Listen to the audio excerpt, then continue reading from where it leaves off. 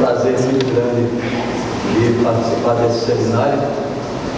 Eu já repito a minha vinda aqui, já tive minha oportunidade anterior no outro Senar, acho que no outro Senar Track, e dizer que essa parceria nossa com a nova técnica editorial, ela me durou 2000, né? E começamos o primeiro seminário, foi um seminário sobre sistemas de ar-condicionado distrital. Eu não vou dialogar sobre isso porque eu quero focar o tema que a gente vê aqui, mas só quero dizer que esse sistema que nós focamos, assim como sendo uma coisa para o futuro, em 2000, ele começou aí pelo ano 2006 ou 2007 e ele está terminando agora com uma solução que eu considero de muito boa qualidade, um sistema distrital para o centro de convenções, Otero, e no bairro lá do bairro do Recife Antigo, lá na capital de Pernambuco, que eu acredito que brevemente o Ronaldo deverá estar publicando um trabalho que ele vai fazer sobre isso. Nessas conversas nossas, nessa parceria, a gente sempre conversa assim no final de ano, o que fazer para o ano seguinte. Então, como eu disse, lá no ano 2000 nós começamos com sistemas distritais e focamos muito a questão da eficiência energética. Inclusive eu tive a curiosidade de olhar o seminário anterior que eu estive aqui no ETRAC e falamos muito sobre sistemas de ar-condicionado com resfriamento radiante, uma das coisas que nós falamos. E o sistema de desacoplamento total entre carga e fria. Desumidificar independentemente do resfriamento, aquilo que foi falado na palestra anterior. Isso, se não estou enganado, foi em 2017. O outro cenário teve aqui.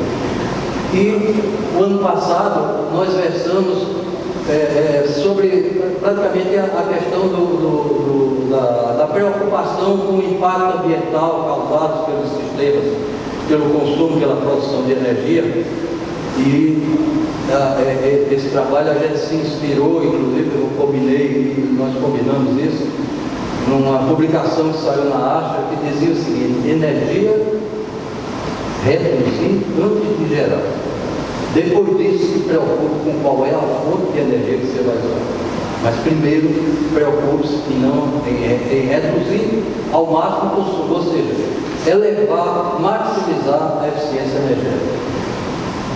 E a gente já sabe, a revista Brava Mais Climatização e Refrigeração deste mês, ela está saindo com uma publicação sobre a questão dos edifícios com balanço energético zero, com balanço de emissão zero. E eu recomendo, inclusive, que vocês leiam. É um trabalho de umas 15 páginas e tem vários profissionais de vários setores envolvidos nisso. Muito bem, então, do ano passado, no final do ano, nós discutimos sobre esse tema da redução, da descarbonização, redução do... O que é que provoca a carbonização? É você jogar carbono. O que é carbono? Energia queimada.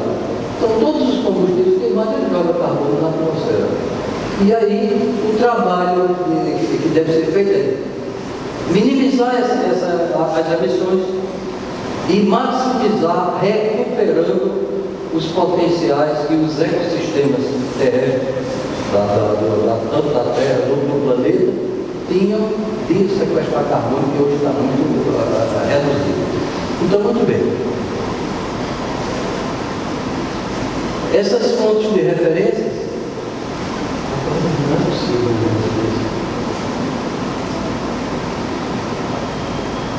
Ronaldo, esse não é o arquivo que veio. Esse arquivo foi da palestra passada. Não foi da Francisca.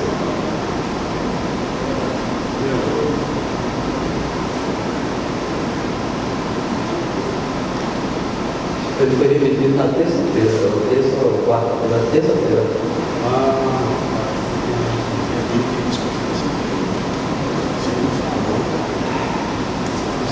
Tá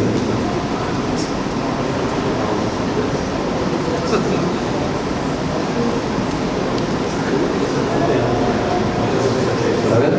Tá. Então, por conta disso, eu vou dizer, eu vou dar uma informação que ocorreu no seminário, acho que o Ronaldo vai se lembrar, se eu não me engano foi em Campo Grande, que nós fizemos assim uma perguntas e respostas e tal. Me perguntaram por que eu continuava fazendo a apresentação.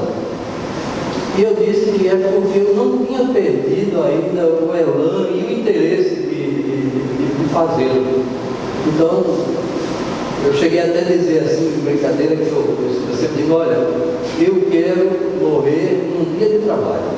Tá? Então, eu quero trabalhar até o fim da vida, seria mais ou menos isso que eu digo, tá? Então, o que é que ocorreu? Eu olhei, nós fizemos 5 palestras, 4 palestras dessas, uma em Campo Grande, uma em Uberlândia, uma em Vitória e essa aqui, além do Sanar, que é o que tem no Nordeste, que esse ano foi em Salvador. Então, a palestra é essa, o título, mas a palestra não é a mesma. Então, essa palestra não é a mesma que aconteceu em Vitória, e a de Vitória não foi a mesma que aconteceu em Uberlândia, e a de Uberlândia ela não foi a mesma que aconteceu em Campo Grande, porque existe um mês de defasagem de uma para outra. E eu acho que nós amanhã temos que ser melhor do que hoje. E hoje temos que ser melhor do que fomos ontem. Então, a palestra tem o mesmo título, mas logo que foi lançada, eu sabia que eu tinha feito algumas alterações da semana passada para cá. E a principal delas foi, eu não digo que é a principal, mas já nessa página, essas fontes de referência eu cito sempre. A Astra, a REVA, que é a versão europeia da Astra, e essa entidade aqui, a Agência Internacional de Energia, que é quem faz todo o planejamento e a implementação do uso, tanto eu não gosto de dizer produção de energia, mas de geração, e também não gosto de dizer no consumo de energia, que na realidade a gente não consome energia. A primeira lei diz o seguinte: você não cria, nada se cria e nada se perde, tudo se transforma. Quando você usa energia, a energia de entrada tem uma qualidade maior do que a energia de saída. Então, o que nós consumimos é a qualidade da energia. E aí, então, aquela energia tem uma qualidade inferior, ela tem que ser restaurada para poder ser utilizada de novo. Pronto. Então, a Agência Internacional de Energia, ela bate muito isso. São 38 países do mundo inteiro, pegando praticamente toda a Europa, toda a América do Norte. Tem 2 países aqui já, o Chile e a Colômbia na América do Sul, pega 2 na Oceania, o Japão e a Coreia. Então, isso aqui tem uma representatividade imensa. Ela tem assim uns anexos, cada anexo desse deve ter entre 100 e 200 páginas. São pelo menos 90. E aí ninguém dificilmente vai ler 90 anexos, cada um com 100 páginas, mas pode-se ir. E o que é que eu pretendo daquilo ali? Então, na realidade, eu sempre pego alguma coisa e venho quase para fechar, para colocar lá no ápice aquela abordagem. Muito bem, mas o que é que apareceu hoje aqui e que eu vi logo que eu não tinha isso? O painel intergovernamental sobre o controle climático, que é isso que hoje está lá. Então, esse painel, ele reúne aproximadamente 2.000 cientistas de quase todos os países do mundo. E tem aproximadamente entre 15 e 20 profissionais cientistas aqui do Brasil que participam desse painel. Então, eu estou inserindo, até porque eu peguei algo muito importante para botar nessa palestra, que é exatamente desse painel intergovernamental sobre o controle climático. Bem, e o que é que nós devemos ver hoje? É exatamente qual é a situação hoje de emissões e retenções. Então, quase todo mundo, se não todo mundo, já sabe o seguinte: hoje a magnitude das emissões é muito maior, ou é maior do que a capacidade de retenção dos ecossistemas. Por 2 razões. Primeiro, está se produzindo muito, gastando enormemente a energia por falta de eficiência. Segundo, porque está se usando ainda muito fontes altamente que geram emissões.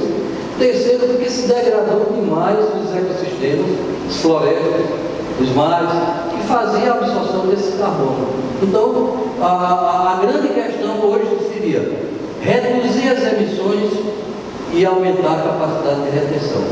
E o que é que, exatamente isso aqui, esse trabalho, ele foi feito pelo IPCC em 2014, mas ele está revalidado.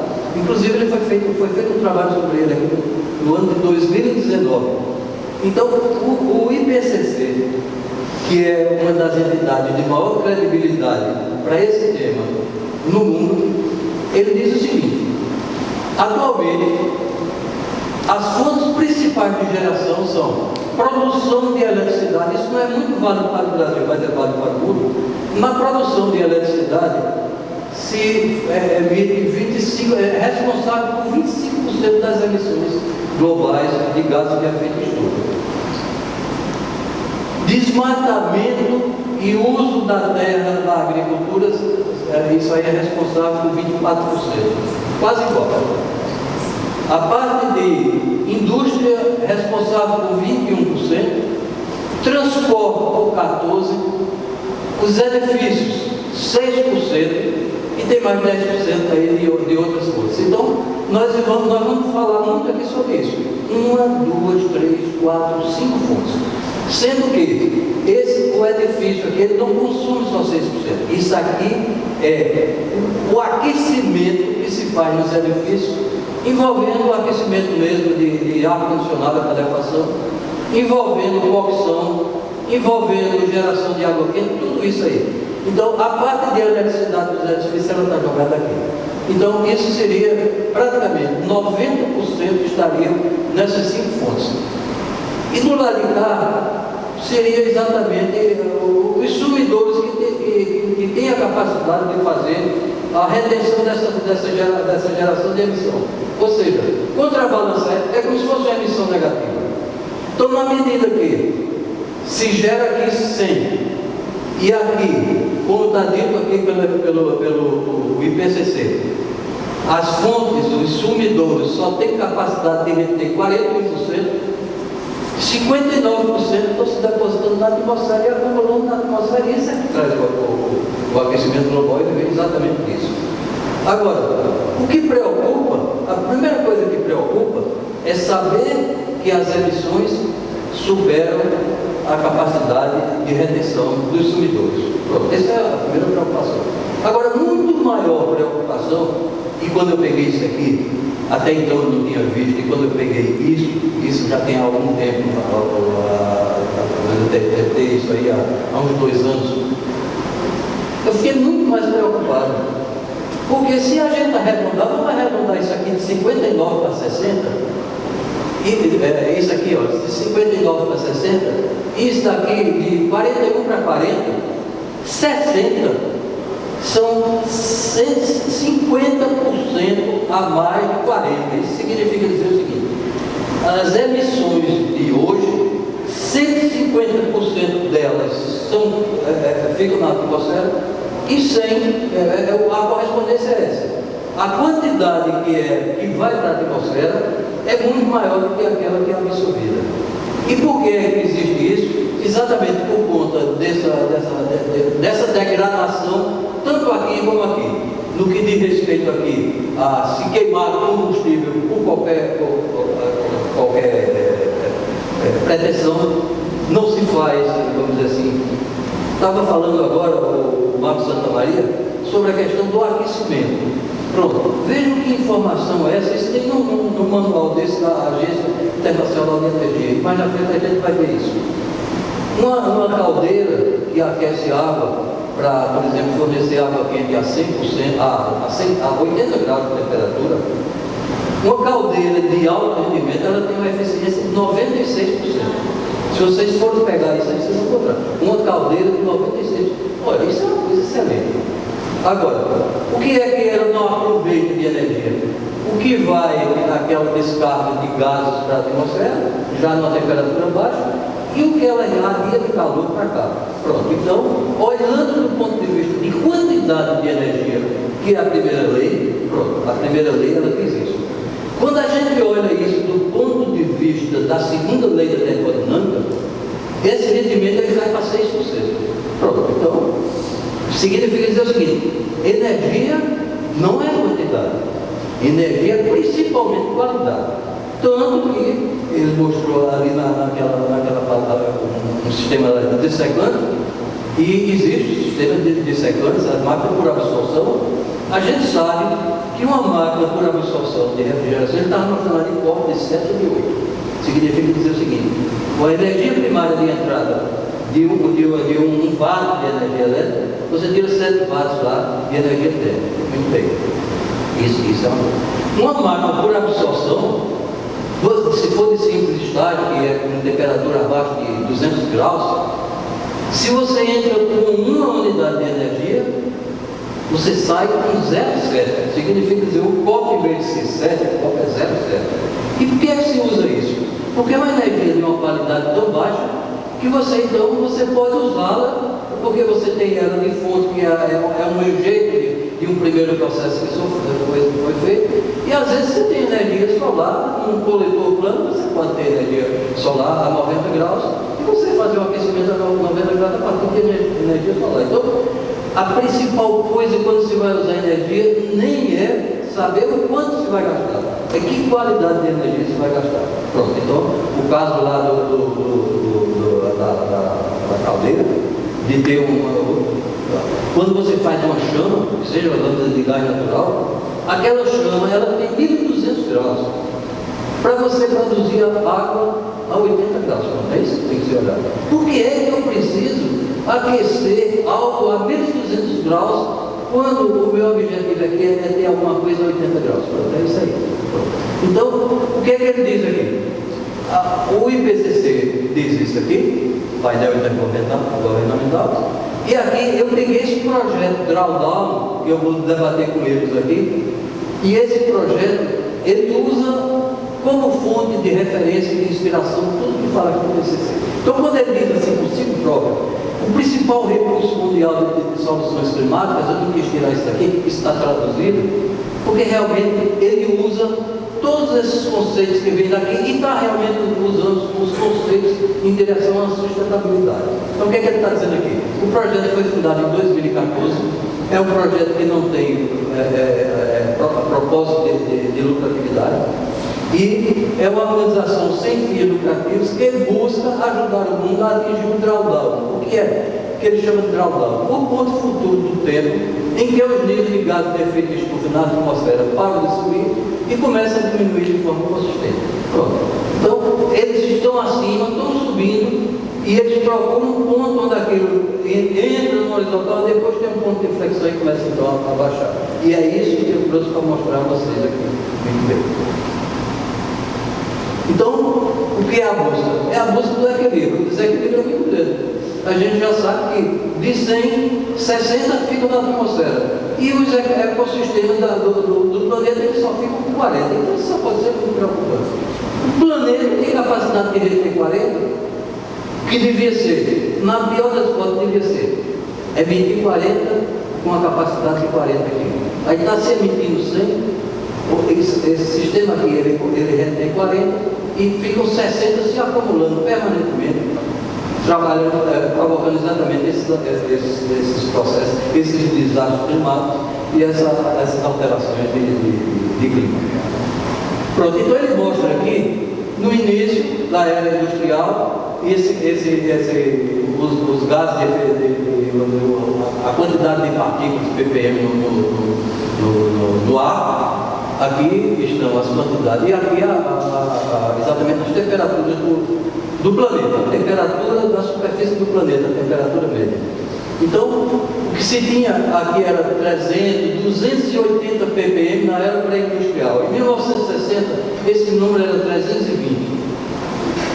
Hoje, esse número está em torno de 420, falando somente do ppm, ppm do ar. Mas quando se anexa o ppm equivalente, que pega questão de gases de refrigerante que vazam na atmosfera, queima de metano, etc., isso está chega a 450, 440, 450. Então eles estabeleceram aqui um formato de trabalhar em cima da eficiência, de reduzir as emissões, e trabalhar em cima de recuperar os ecossistemas, para recuperar, vamos dizer, os sumidouros de absorção dessas emissões, de tal maneira que, fazendo dois propósitos, um mais audacioso e outro menos, na opção 2, opção 2 aqui, esse sistema que é a mais abrangente, essa temperatura, essa quantidade de ppm, ela chegaria a 490. Hoje deve estar em torno de 440, por aí, contabilizando esses outros dados. No propósito 1, que era menos abrangente, ela chegaria a 540, isso em 2050. E isso aqui em 2045. Muito bem. Falando de temperatura, o acréscimo de temperatura médio do planeta na opção 1 seria 2 graus no final do século, e na opção 2, que é a mais abrangente, seria de 1,5 grau. Isso aqui é o que reza exatamente o Acordo de Paris.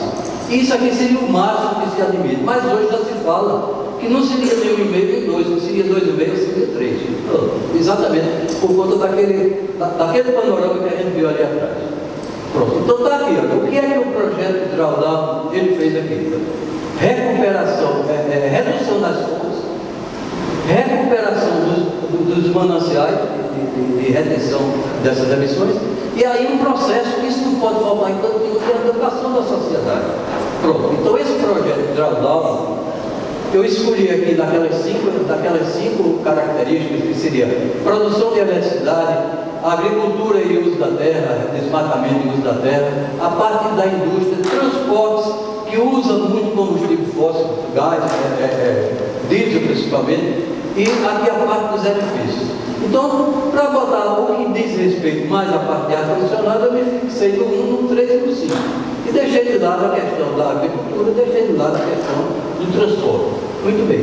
Então, ele tem uma pauta de propostas de redução, de otimização na direção da sustentabilidade, e essa pauta, ela prevê, e eu vou falar sempre na opção 2, eles teriam aqui uma determinada quantidade, que é 446 gigatoneladas evitada de gases de efeito estufa. Isso representaria, nesse total, 70% são referentes à redução das fontes, 25% da melhoria dos mananciais, 5% da educação. Então, muito bem. Naquele caso ali, daqueles 70, nós tínhamos 46 desses aqui que são muito impactantes no que diz respeito ao uso do ar-condicionado e da refrigeração. Ou seja, nos edifícios, o aquecimento dos edifícios representaria 9 dos 70. A questão da indústria, o que é a indústria? Por que eu botei a indústria? Porque os gases refrigerantes contribuem com 72% dessas emissões referentes à indústria. Então, isso aqui representa 9, e a parte de mudança lá das fontes referente à produção de energia, 28. Pronto, então seria isso aqui.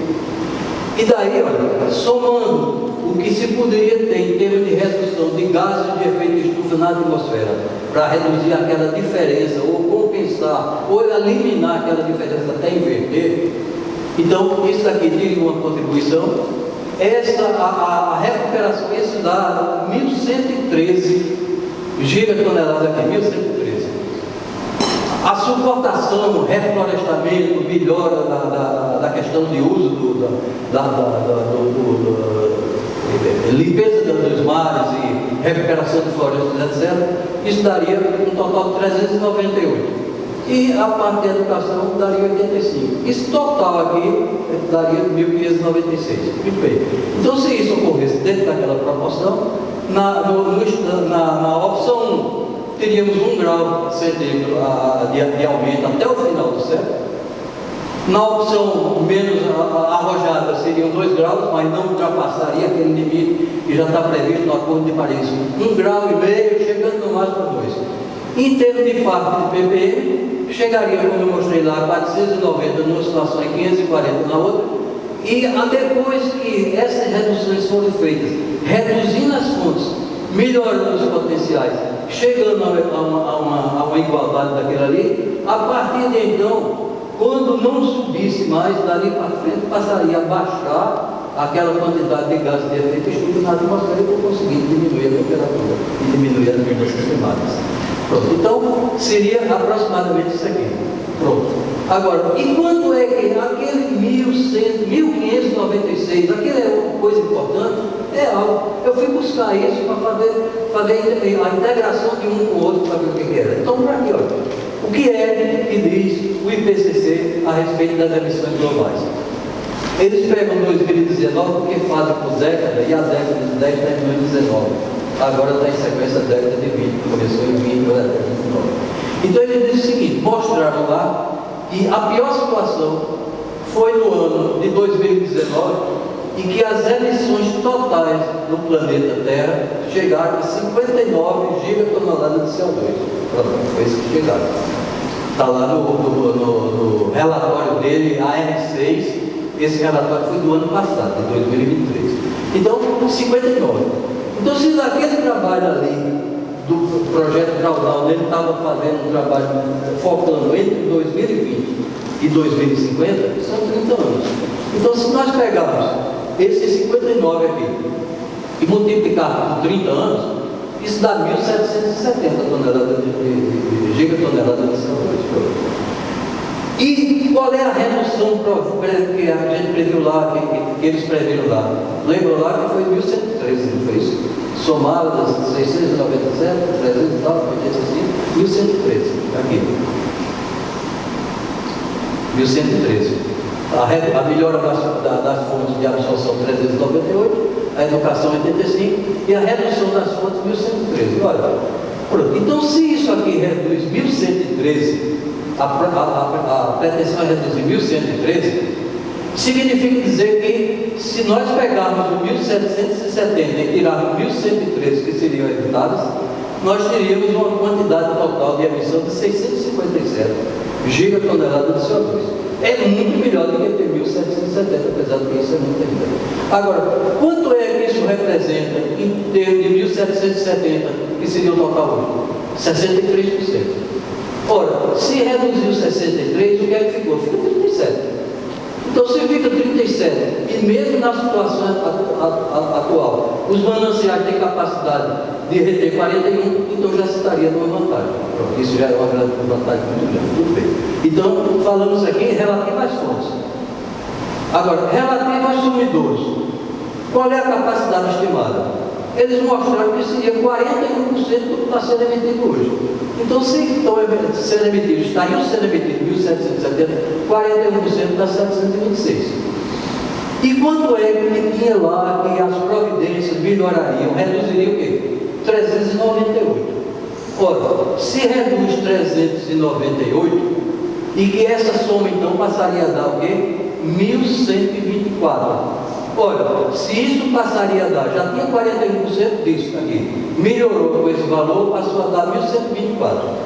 Se dessas 1.124 a gente tira o que passou a ser, o que passariam a ser as novas emissões, 657, se teria um superávit de 71% dos sumidouros de emissões, em relação à nova emissão que estaria após a implantação total, dentro dos 30 anos de implantação total desse processo.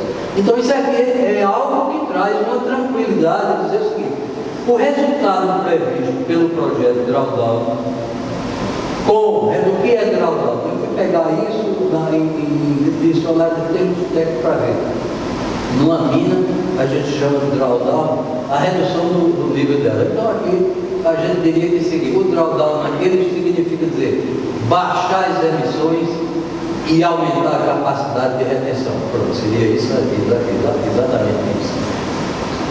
Então, a capacidade restaurada dos sumidouros pode absorver as emissões na formatação do projeto Drawdown e proceder paulatinamente à redução consistente dos gases de efeito estufa acumulados, dos estufas acumulados na atmosfera, e estão sendo acumulados 59% a cada ano, limitando o acréscimo superficial da temperatura terrestre em 1,5 graus com relação à área pré-industrial europeia, preenchendo os requisitos do Acordo de Paris. Pronto. Existe o que fazer para evitar o desastre climático? Existe. Está aqui. Então, isso aqui é um deles. Só existe esse? Não só existe outro. Mas esse aqui é o de alto risco, credibilidade respaldado pelo IPCC. Pronto. Então, aí tem uma saída. Então, o ar-condicionado e a refrigeração, ele é um elemento do todo isso aí. Por quê? Ele vai estar nos edifícios, ele vai estar, de uma maneira geral, naqueles aqueles três tópicos principais que eu separei ali. Pronto. E uma das formas de fazer isso, qual é uma das boas contribuições? É exatamente verificar o impacto do fluido refrigerante que eu mostrei lá, que naquela parte da indústria ele correspondia com 72% das emissões da indústria, que era 9% no total, mas ele correspondia com 72%. Então é a parte mais importante, os fluidos seguros. Então pronto. Hoje não se fala mais de ODP, que ODP é aquele que atacava a camada de ozônio. Hoje praticamente não se usa mais isso. ODP hoje quase todos são de ODP zero. Mas o GWP, que é o potencial de aquecimento global, sim, é isso que nós vamos ver. Tem um potencial muito grande e precisa ser reduzido. Então está aqui, ó. O gerenciamento do uso é uma das coisas importantes dos gases refrigerantes. O que é gerenciar o uso? É cuidar para que quando acontecer um vazamento, se ter um sensor que avise aquilo e que imediatamente se procure fazer um reparo e não deixar que a carga de gás todo vá para a atmosfera. Isso é uma das coisas principais. A mitigação das cargas de gás é fazer sistemas que tenham a menor carga de gás possível. Porque o que é o poder de aquecimento de um gás refrigerante? É o GWP dele multiplicado pela massa de gás que você joga na atmosfera. Então, se você tiver uma quantidade de massa de gás menor, você vai ter no vazamento uma quantidade menor da atmosfera. É o A emenda de Kigali, em 2016, ela veio, o protocolo de Kyoto, ainda foi antes da virada do século, foi no sentido de eliminar os gases que tinham ODP que degradava a questão da camada de ozônio. Mas ficou a questão do aquecimento global. Então, em 2016, veio a emenda de Kigali, que é um adendo a esse protocolo. Pronto, está aqui, olha. Quais são os gases refrigerantes que mais se usa isso? Nós usamos no ar-condicionado. É o R134A, que se usa mais nos Chiles, nas máquinas com sistema de água gelada de expansão indireta. E tem aqui o R410, que é usado quase que na totalidade de todas as máquinas de expansão direta, Split, VRF, etc, etc. E qual é o GWP do 134A? É 1.300. E o GWP do 410A? 1.900. Então, para cada quilo de R410 vazado, são 1.900 quilos de CO2 jogado na atmosfera, de gás de efeito jogado na atmosfera. Muito bem. Então, mas tem um outro detalhe, é que para se mudar esse gás, tem uma questão que eu chamo a atenção disso de vocês, muito importante, que é a segurança daquele gás em relação às pessoas que estão dentro dos ambientes atendidos pelo sistema de ar-condicionado. Não sei se aquilo ali é Chile ou se é de expansão direta, mas se tiver qualquer máquina dessa que for uma máquina de refrigeração com expansão direta, se houver um vazamento de gás, ela joga o gás dentro do ambiente onde as pessoas estão. Então, o refrigerante 134A, o limite da norma chamada RCL, o limite de concentração de gás dentro do ambiente, no máximo tem que ser 210 gramas por metro cúbico. Então, por exemplo, se eu tiver um sistema que tem 10 quilos de gás, e eu não posso, se eu dividir 10.000 por 210, isso dá 10.000 por 200, vamos dizer, dá 50, né? Multiplicando por 10 dá 2.000, dá 50.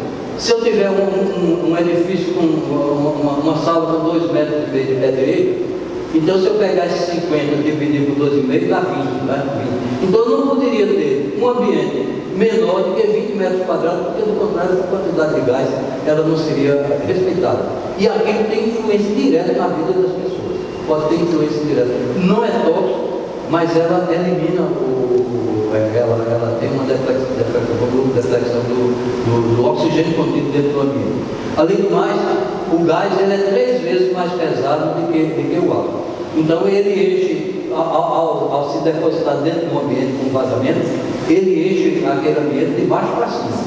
Então, por exemplo, uma pessoa que está deitada num quarto do hotel, ela está com a zona de respiração dela a 60 centímetros de altura. Uma pessoa que está num hospital, ela não tem rapidez para se deslocar, pode não ter rapidez de se deslocar para sair de um vazamento. Então, quando se chega em relação a um hospital ou coisa semelhante, esses números eles não são mais esses. Eles são esses divididos por 2. É a metade disso aí. Então, tem que se ter cuidado exatamente com isso. Porque o vazamento pode provocar, dependendo das situações, pode ter um impacto fatal na vida de uma pessoa. Muito bem. Então, o que é que está estudando hoje? Está estudando, olha, pegar um refrigerante, por exemplo, 134A, e estudando produzir um refrigerante chamado 513A para substituí-lo, de tal maneira que esse refrigerante 513A, ele é uma mistura do próprio 134A com um refrigerante 1234A, que é esse aqui, esse refrigerante de baixo do GWP. Quanto é o GWP dele? É 1. Então, se um gás desse aqui passa a ter 50% do refrigerante 1234, aquele 50% praticamente é zero em termos de contribuição do GWP. É quase como se você tivesse o GWP pela metade. Aí, as legislações hoje já dizem, na União Europeia, tem um plano de reduzir a geração de gases de GWP, o GWP do refrigerante, para 1/3 do que era em 2014. Isso significa baixar para menos de 700.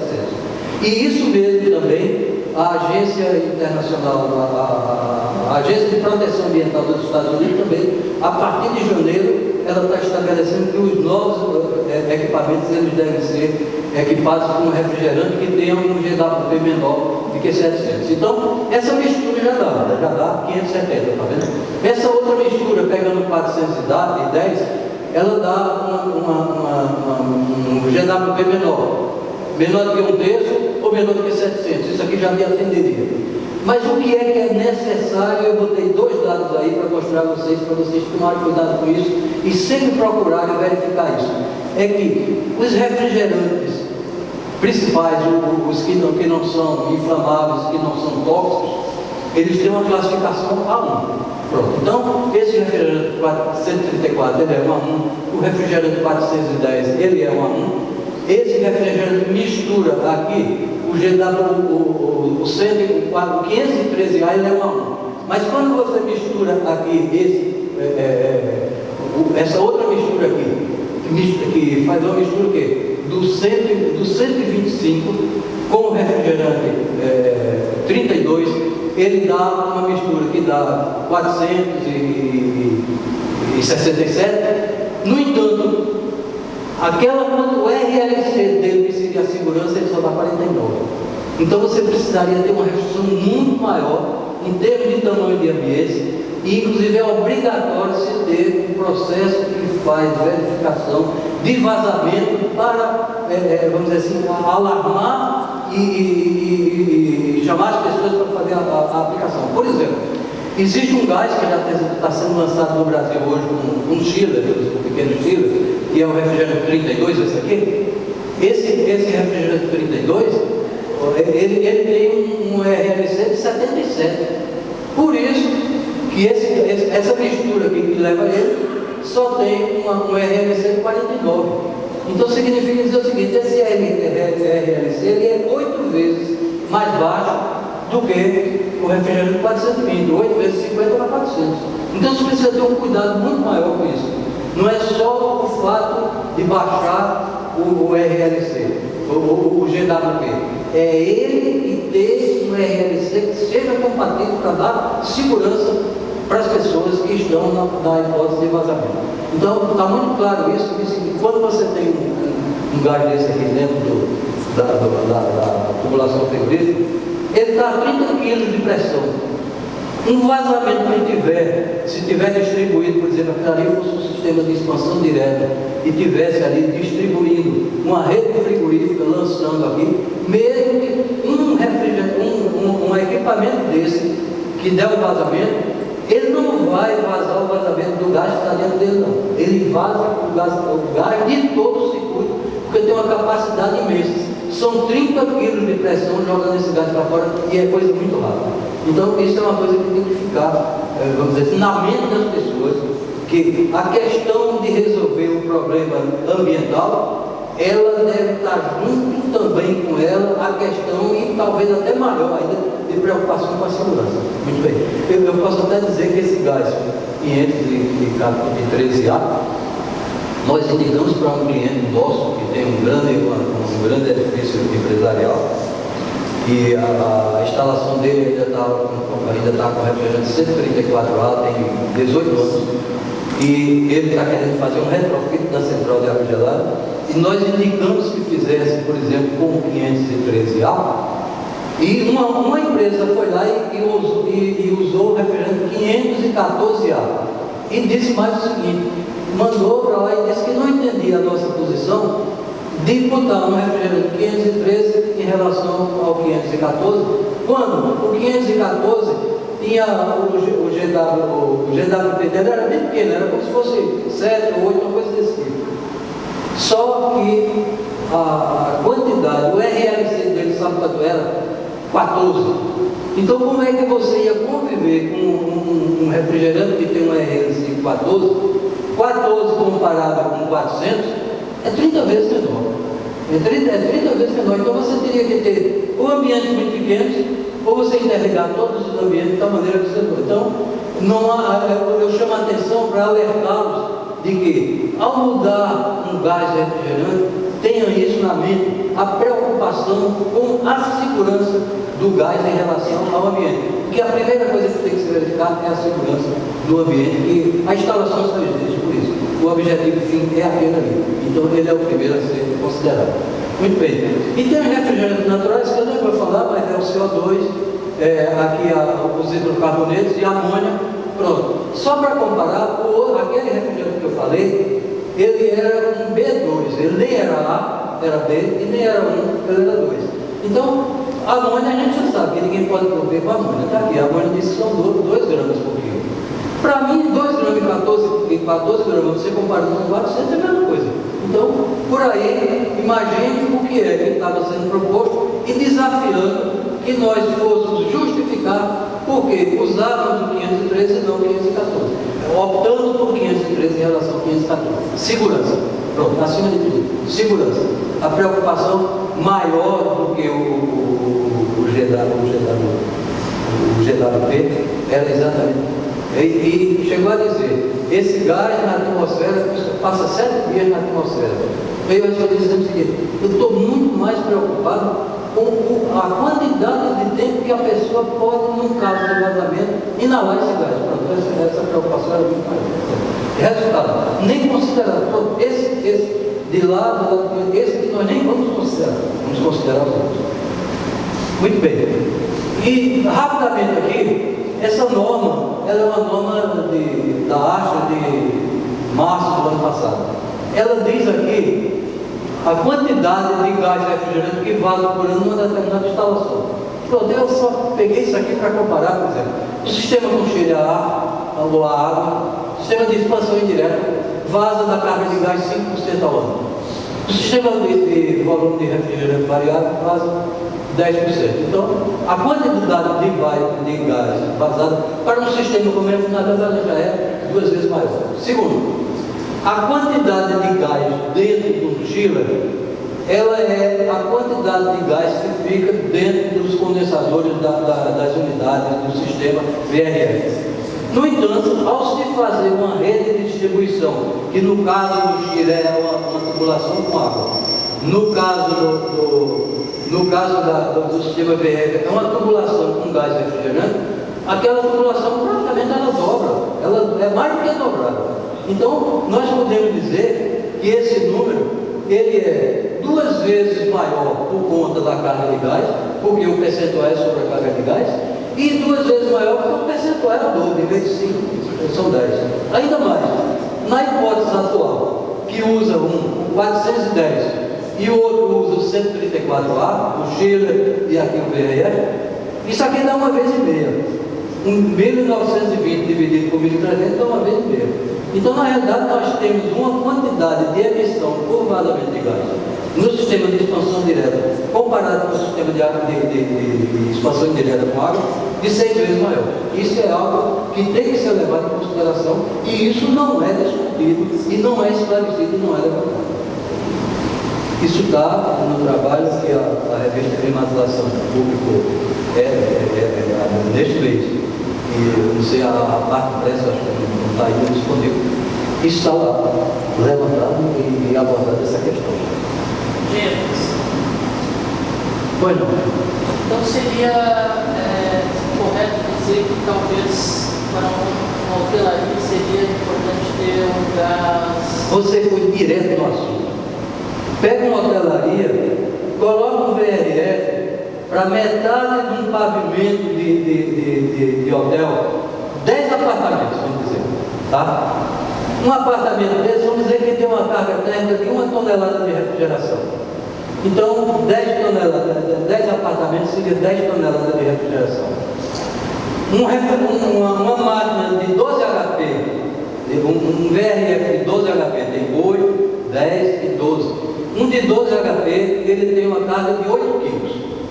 Você coloca mais outro, que seja mais 8 quilos, vamos colocar 12 quilos de gás na rede, porque é uma rede comprida que vai. Isso significa 20 quilos. Tá? 20 quilos dividido por 420, 420 por metro cúbico, mas se você botar, não pode botar 2,5 metros de altura, porque a pessoa está deitada numa cama. Não pode botar nem 1 metro. Aquela altura recomendada que tem de todos os manuais importantes sobre isso, não está na norma, é 60 centímetros. Então, se você pegar agora um apartamento de um hotel, ele tem uma área de 20 metros quadrados, não está razoável se considerar que tem uma área de 20 metros quadrados, vamos dizer que seja 20. 20 vezes 0,6 dá o quê? 12? Dá 12 metros cúbicos, né? 20 metros quadrados vezes 0,6 dá 12 metros cúbicos. Pega agora 20 quilos de gás, não vamos botar nem 20, bota 8 da máquina e 8 da tubulação, são 16. 16 dividido por 12 não dá mais de 1.000? Dá, 16 quilos, dividido por 12 metros, dá 1.250. Esse 1.250 é 3 vezes a quantidade de gás que está especificada ali. E o paciente que está lá, que está usando o apartamento, ele não está sabendo que isso está ocorrendo. Agora, vocês sabem, e cada pessoa que se envolve com isso está envolvida e tem responsabilidade com isso. Então, a sua pergunta foi ótima a respeito disso aí. Mas eu entendi o que o senhor estava falando e o senhor pegou um gancho do início do que eu estava falando. Mas o que eu queria falar com o senhor que seria ideal, então, para um hotel ter um chiller amônia, refrigerado a água em todos os apartamentos que... Amônia eu não diria, porque apesar de que você pode botar o chiller fora, mas tem que ter muito cuidado com isso. Sim, tendo as proteções todas cabíveis. Mais mesmo, mas tá bom. Confinado. Tá, mas eu vou te dizer, isso é uma discussão. Não é uma discussão. Precisa pouca amônia para tocar no chiller. Eu não tenho dúvida disso. E tem mais uma coisa importante. A amônia, ele é um gás mais leve do que o ar. Então, no caso dele ter um vazamento, ele não desce. Se você botar ele numa cobertura, ele vai. Eu visitei, ele sobe, ele não desce. Eu visitei há vários anos atrás, naquela avenida principal que tem lá em Belo Horizonte, que vai em direção à Mangabeira, na época que era Telemig, e eu vi e fui visitar uma instalação dessa da Telemig ali naquela avenida principal, que vai, não me lembro agora, Afonso Pena, se não me engano, e eu vi essa instalação lá. Agora, tem que ter um cuidado muito grande com isso aí. Eu vou dar um exemplo de uma notícia que eu vi circular e que foi verdade. No Canadá, um daqueles poros que eles botam de patinação no gelo, que era feito por um processo indireto, a água era resfriada e ia circular no sistema, a água não, mas a mistura de congelante, teve um caso de morte no Canadá de um processo de vazamento de amônia, mesmo no sistema indireto com a mistura, com a sabor. Houve um caso de morte de um frequentador do sistema lá de Sim, mas então, aí a amônia no ambiente, estou falando num lugar separado. Separado dos apartamentos. esse lá é todo separado, porque você resfriava a mistura, e essa mistura anticongelante, como se fosse um sistema frigorífico, ela foi levada para lá, e ela foi nessa mistura.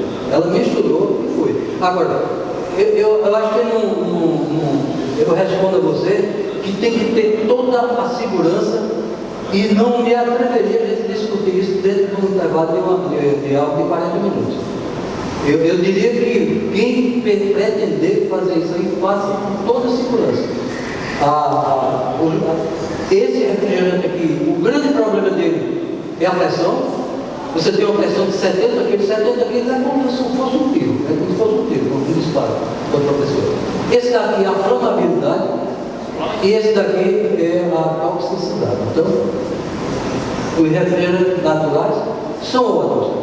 RLC 0, tal. No entanto, RLC 0 não, GWP 0. No entanto, tem que ter muito cuidado para utilizar e só com toda a segurança. E citei como exemplo, esse assunto lá do Canadá que me chamou muita atenção. Mas se fosse por isso, o BRF poderia botar nos apartamentos, toda a carga do BRF está instalando num apartamento só. Não poderia ser permitido. Pois é. Então, quando eu faço pouco trabalho de expansão direta, mas quando eu faço, eu tenho a preocupação de reduzir a carga de gás no circuito. O que é reduzir a carga de gás no circuito? É você não fazer sistema paralelo. Você vai fazer sistema independente. Acabamos de fazer um desses lá para um determinado cliente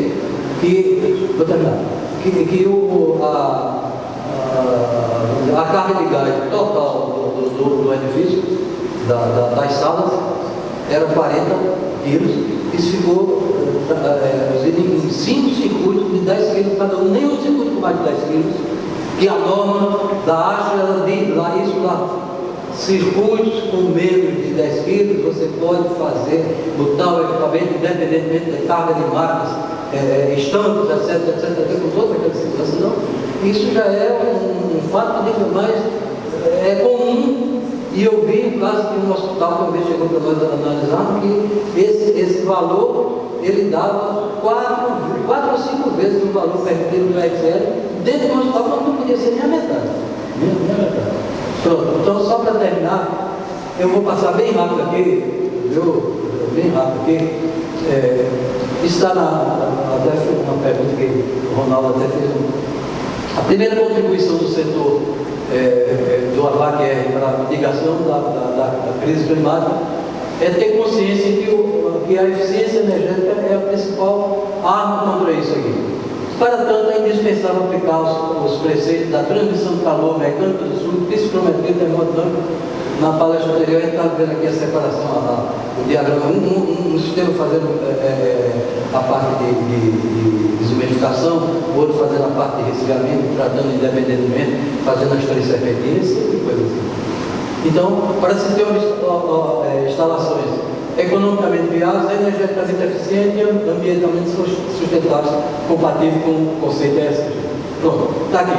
Sistema trivial, desumidificação e resfriamento sendo feito para sair ou diferente para demonstrar no mesmo sistema com uma temperatura única, e aqui a desumidificação e o resfriamento numa outra serpentina, aqui usando água a 6 ou 7 graus, sei lá o que for, e aqui usando água a 14 ou 15 graus.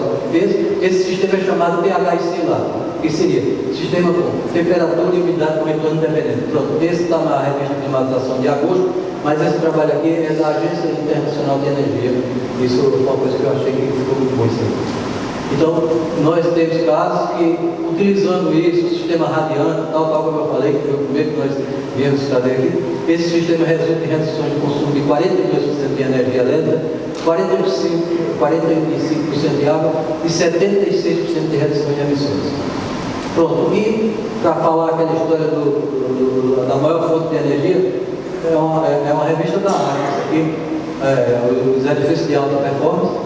Então, eles mostraram que entre 1974 e 2010, a principal fonte energética para o mundo foi a eficiência energética, 50% a mais reduziu praticamente algo que, se fosse por petróleo, seria mais ou menos 100, reduzir isso para 43, reduzir também emissões, etc, etc. E aqui, pronto, eu acho que com isso eu encerro. Primeira lei da termodinâmica: uma bateria de 2,3 ampere-hora de corrente com 12 volts. Então, qual é a quantidade de energia que está lá?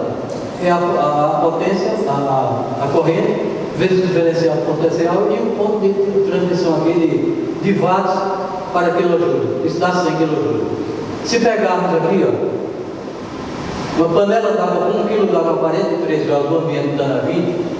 Então isso também, olha, 43 menos 20 dividido por 0,86 para transformar em watts e multiplicado por 3,6 pela mesma coisa, dá 100 kW. Pela primeira lei, isso aqui tem a mesma quantidade de energia que isso. Agora, pela segunda lei, se nós formos usar essa quantidade total de energia, se ela for ligar um computador, ela transmite isso tudo para o computador o tempo todo, de uso até consumir os 100 kJ. Se nós fôssemos pegar agora essa energia aqui, transformar ela em energia elétrica, numa máquina de qualquer de transformação de energia, você só transformava ela 7% dela. É isso que está dito aqui, olha. Por quê? Porque pela segunda lei seria 43, que é a fonte térmica, menos a temperatura do ambiente, dividido pela temperatura absoluta aqui da fonte térmica, 273. Isso só dá 7,28%. 7,28%. Então, você só produziria com isso aqui, botando numa máquina térmica, 7,8 kJ. Então, fazer uma resistência elétrica daqui para aquecer água é exatamente fazer isso aqui. Então, o conceito é: a energia tem uma qualidade, procure fontes de energia de uma qualidade um pouco acima dela para você ver. Nunca faça uma energia de qualidade 1 para obter uma energia que você precisa aqui de qualidade 0,07. Deixa eu ver se tem mais aqui. Pronto, e está aqui, isso foi um trabalho feito pela Areva, isso no ano 2010, mostrando o seguinte: isso aqui seria fazendo com carvão, fazendo eólico, ou seja como for, fazendo eletricidade, uma única qualidade de energia, uma única fonte com uma qualidade 1,00, que é a máxima, que seria a energia elétrica, a energia mecânica, atendendo e degradando aqui para atender fontes de baixa qualidade aqui. E a segunda, como é que deve ser feito? Sistema de energia elétrica só para atender as fontes principais, computadores, elevadores, bombas, iluminação, etc. E um sistema elétrico, pode ser elétrico, a bomba de calor, como eu vi, que você usa uma unidade de energia para ter 5 unidades ou 6 unidades de quantidade de energia elétrica. Quanto mais baixa a temperatura da energia térmica, melhor fica esse copo. Então, 55 graus de temperatura e coloca ali, e 40 graus para fazer aquecimento do ar do ambiente, ou você para fazer alguma coisa como água quente predial, que a gente viu lá que seria 43, e aqui se for para sauna ou para cocção, alguma coisa como isso. Então, muitas vezes você tem água numa temperatura, você usa naquela, como ele mostrou lá, usa na primeira fonte que precisa de uma qualidade maior, e a saída dela, que já dá uma qualidade menor, ela ainda é maior do que a qualidade que aquela outra precisa. Então, usar o sistema em cascata, quer seja na geração, quer seja no consumo. E aqui estão as qualidades, né? A 40 graus dava 0,07, a 43 aqui é 0,03, a 100 graus é 0,21. Então, se nós vamos usar água no chuveiro elétrico a 40 graus, e ninguém toma banho com água mais que 40 graus, ou que seja 43, a qualidade é 0,06. Usando a resistência elétrica de uma qualidade de energia que é 1,0. É 16 vezes maior a qualidade de energia. Então, aí eu volto àquela história da máquina por absorção, que você usa um copo até menor do que contando que usa uma energia de baixa qualidade. Você pega um motor e você queima um combustível para acionar aquele motor tem uma energia mecânica que você transforma ela toda em energia elétrica, você ligar o gerador. Pronto. No entanto, ele descarrega gases para fora, numa temperatura alta, 250, 300 graus. Tem que, se tiver um radiador, tem que ter um radiador para arrefecer o motor também, com água a 60 graus, 70 graus, 80 graus. Isso é indispensável. Então, se você ia jogar aquela água do radiador, você ia jogar numa torre de resfriamento para resfriar ela e pegar ela mais fria. O Programa Ambiental das Nações Unidas está na revista de climatização desse mês. Ele mostra aqui, ó. Está mostrando aqui o CO2 e chama isso aqui o carbono terrestre ou corporificado ou sequestrado, e aqui carbono na atmosfera. E mostra aqui, antes da era industrial, 1750, como é que se fazia isso.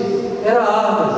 A árvore absorve o carbono para poder. Não existe, na composição da árvore precisa carbono. Então ela pega carbono da atmosfera e ela sequestra aquilo e fica na sua massa, é composta de carbono, de hidrogênio e de oxigênio. Então isso é necessário. Muito bem. E o que é que se fez disso? Então você tinha aqui o poço de carbono aqui e tinha a atmosfera aqui. Começou a fazer aqui a partir de 1750, isso aqui deve ser Las Vegas, Dubai e tal, essas coisas aí. Então você vai pegando aqui o que tinha nos produtos aqui, aço, alumínio,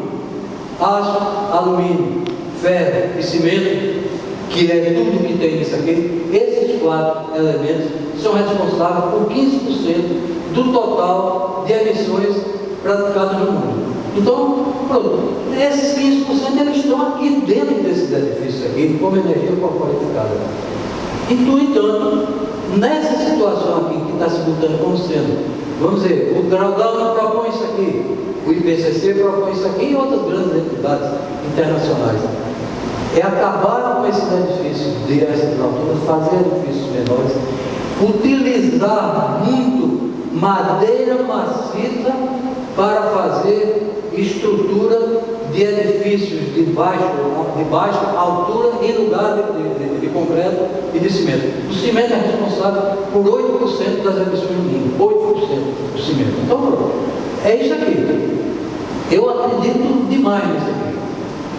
E aí, para terminar, isso aqui que está mostrando, esse livro que eu tive a oportunidade de ver, ele mostra aqui a árvore, isso aqui é a biomassa da árvore crescendo, e mostra os átomos que são circulados em volta, e está mostrando aqui que para cada 120 átomos de carbono aqui, o próprio sistema, a própria árvore, ela absorve 60, incorpora, ou seja, ela sequestra 60, e ela libera 60 para os outros processos aqui, ó, os outros processos, inclusive para os animais e para os outros seres animados vivos, e os vivos que são inanimados, como isso aqui, viu que tem na superfície terrestre.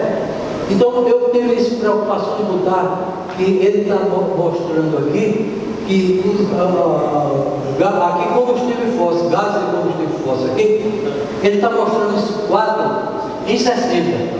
E hoje se tem claramente a certeza de que o maior contribuidor de gases de efeito de estufa hoje de carbono são os combustíveis fósseis que são queimados. Então, eu não sei quanto é esse número, mas eu não duvido que possa ser 40. Então, com aquele desequilíbrio que tem, de você dizer que de tudo que está sendo gerado, os mananciais absorvem 60, e 40 e 60 no atmosfera, o grande mal causador, um dos principais eu acredito, e o principal é esse aqui. Ainda mais. Aí mostra aqui, olha. Isso aqui já é um produto, eles chamam isso aqui o produto já da massa da árvore, ela produz 1,15 aqui na unidade de energia química que está dito aqui, de tal maneira que a metade desse 1,15 ela utiliza para ela própria e vai absorvendo e vai fazendo exatamente a massa que constitui aqui, e as outras para os outros seres vivos que tem em volta. É isso aqui. Pronto. Então, e finalmente dizer o seguinte, que a energia que nós temos que viver dela é a energia vinda do Sol, e aqui está a fotossíntese, que tem uma parte dessa energia que vem, que faz a fotossíntese ali junto com o carbono, junto com o hidrogênio que vem da água, nas árvores. Se não tiver água, a árvore não cresce e não vive. E do outro lado, como é que esse planeta poderia ficar com uma temperatura de 15 graus se tudo que vem do Sol é calor? Mas tem um universo a 273 graus abaixo de zero, que recebe a irradiação vinda da Terra para exatamente fazer com que esse balanço aqui ele possa levar àquela temperatura de 15 graus. Em Mercúrio, em Plutão é 500 graus. E em Marte é menos 80 graus. A Terra tem uma posição privilegiada em relação ao Sol, exatamente que dá isso aqui. Então, está aqui. Isso contrabala com isso. Agora, na Terra, ninguém governa. Quem governa isso é o Sol. Quem governa isso é o universo. O clima aqui, ele só pode ser feito se nós governarmos bem isso aqui. Sobre aquilo ali, ele não tem como influenciar e não tem como influenciar esse ambiente. Então, e o futuro são os edifícios com balanço energético zero. Balanço energético zero, isso aqui é a concessionária fornecendo energia para o edifício. Isso aqui é o edifício produzindo energia a partir de fontes renováveis e pegando o excesso e suprindo para outros fornecedores. Então, quando é que ele tem um balanço energético zero? Quando essa energia, que a gente chama de exportada, ela é maior, qualquer mínimo que seja, do que essa aqui que a gente chama de energia importada. Para isso tem que ser feito a partir da produção ali, que é 100% a partir de energia renovável. E aqui seria, vamos dizer assim, mostrando que o que o edifício emite para a atmosfera não é o resultado do que a energia que ele consome faz. É também de tudo que ele é produzido, começando aqui, que ele chama do berço ao portão. Isso é a captação, como eu disse, aço, ferro, alumínio, o que for, cimento, tem que computar. Depois aqui, a construção do próprio local. Depois aqui, durante o uso, aqui o que tiver, o uso, a manutenção, reparos, reposições, substituições por algo que venha mais eficiente e tal. E aqui embaixo, o impacto. Esse impacto aqui, esse é o operacional. E esse aqui é o impacto corporificado. Então, qual é a grande jogada que se emprega hoje e tem essa norma 240P que vem estabelecendo isso, como quantificar? Essa norma, ela ainda passou por consulta pública para ser publicada nos Estados Unidos, mas vai ser ainda esse ano. Dizer o seguinte, que a grande jogada, além disso tudo, de fazer com que, por exemplo, a produção desses materiais, de aço, de cimento, aquilo que não for substituído por materiais naturais, que sejam materiais que são artificiais, que sejam produzidos com a maior eficiência possível, e depois, aqui ao final, em vez de descartar o edifício, demolir, ou seja, com toda a racionalidade, de tal maneira que você não degrade os produtos e faça com que a economia circular, de tal maneira que essa sobra ela seja absorvida por um novo edifício, ou do próprio edifício que seja restaurado. Mas seria exatamente dizer o seguinte, que aqui ele fala que isso aqui vai